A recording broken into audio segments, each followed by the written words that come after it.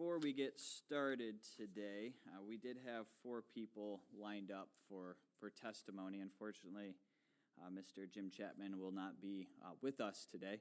I did get a letter from him. Originally, he sounded excited to come in, but he did mention in his letter that after having second thoughts, there were some threats that were made to him. Property damage is what he has said, and he doesn't think that this is the best decision for himself and his family. Of course, those types of threats or damage to his property is nothing that would be something that we would condone. So with that said, it would have been nice to have heard his testimony because I know he does have a lot of information around this issue. I have met him before, and I do want to share just briefly my experience there.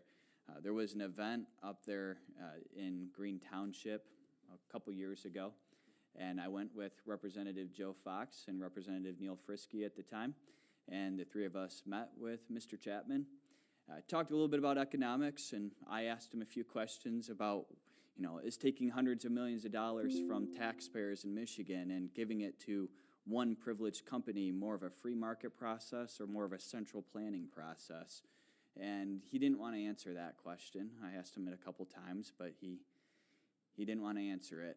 And then Representative Fox just asked him what his legacy was going to be. And he said that he had other things to do, he was too busy, and he left the meeting.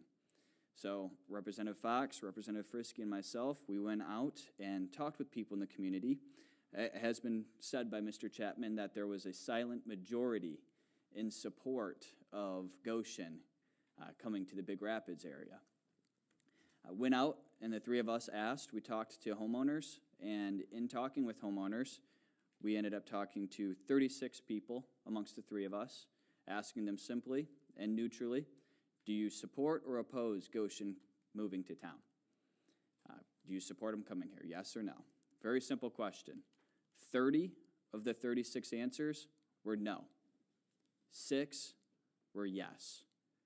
There is not a silent majority in the area of the people in Green Charter Township who supported Goshen. It was a small sample size, but 30 out of 36, I'll stand behind those numbers and the numbers I've heard elsewhere. That is the feedback I had from that. I just wanted to share that brief experience I had had in the past. Since we don't get to hear from him today, I just thought I would share that before we get started.